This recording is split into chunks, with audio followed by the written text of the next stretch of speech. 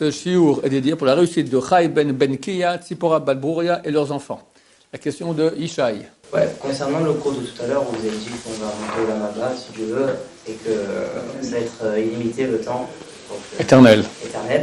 Quand il y aura le Mashiach, du coup, qu'il y aura la Triataméchim, donc la résurrection des défunts, est-ce que on va pouvoir, du coup, le Olam Haba, ça peut être illimité? Alors, il y a ici une petite confusion, il faut expliquer.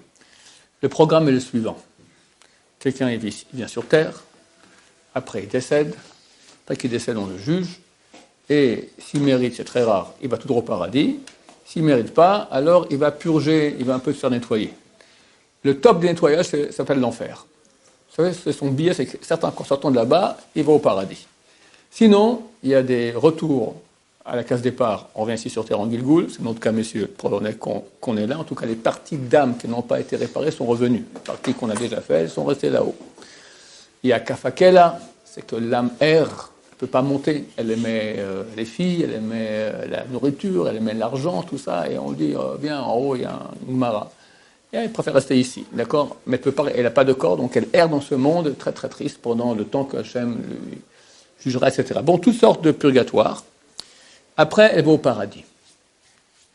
Si elle mérite de se lever à la résurrection des morts, et pas tous méritent, alors elle va participer à ce qui se passe ici sur Terre. C'est-à-dire que les âmes qui sont dans le paradis reviennent dans leur propre âme, parce qu'il y a le squelette dans la tombe, d'accord? Et il y a une partie d'âme sur le squelette.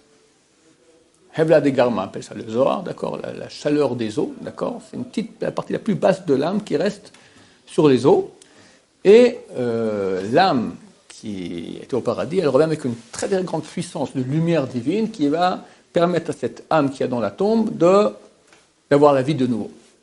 Elle est en repos quelque part, comme l'ordinateur en repos, tac, on le rallume, hop, et ils vont vivre ici, on va vivre ici sur Terre, une période qui va durer jusqu'à l'an 6000. Il ne reste pas encore beaucoup de temps. D'accord?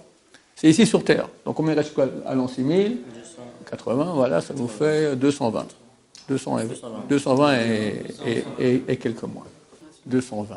C'est exactement le temps du rabais qu'Hachem a fait sur les 430 ans qu'on devait être en exil. Dieu a promis à Abraham 430 ans qu'il va être en exil, il a fait un rabais de 220, on est parti après 210, n'est-ce pas? On espère que... Be'ezrat Hashem. Alors, c'est une petite parenthèse. Alors, cette période-là s'appelle résurrection des morts. Il y a une divergence d'opinion. Est-ce que c'est carrément les os qui se lèvent avec la chair, et on sera comme des gens normaux comme ça, ou on sera avec un corps de lumière? On a un corps, mais de lumière. Bon, ça, quand on le verra, on le saura. Ça dure jusqu'à l'an 6000. En l'an 6000, toute la réalité ici s'unit à Hachem, terminée, il n'y a plus de monde, finish. On parle d'une autre dimension d'Hachem, et ça monte dans l'éternité. Alors, qu'est-ce qu'on appelle Olam Haba? Divergence d'opinion entre le Rambam, Maïmonide, et Ramban, Nachmanide. Alors, le Ramban, Nachmanide, il dit que Olam Haba, c'est la résurrection des morts. Et l'autre, on appelle ça paradis. Et le Rambam dit, Rambam Maïmonide dit, résurrection des morts, on appelle ça résurrection des morts. Et Olam Haba, on appelle ça le paradis. Donc les deux sont d'accord sur le programme. La question, est-ce qu'on appelle Olam Haba le monde ici de résurrection, ou le monde là-bas du paradis, ou qui aura après la résurrection des morts, lorsqu'on va tous s'unir de nouveau à Hachem? Alors ta question, c'est quoi maintenant? Vous avez, en fait, votre question, c'était, vous avez dit qu'il faut emmagasiner des bagages quand on va monter au Olam Haba. Oui, parce que c'est durée limitée en haut, mais si on redescend, on prend des bagages, en fait. Non, parce que quand on redescendra ici, il n'y aura plus de mal. Donc il n'y aura plus de libre arbitre. À quoi ça sert quand on redescend? Profiter, jouir.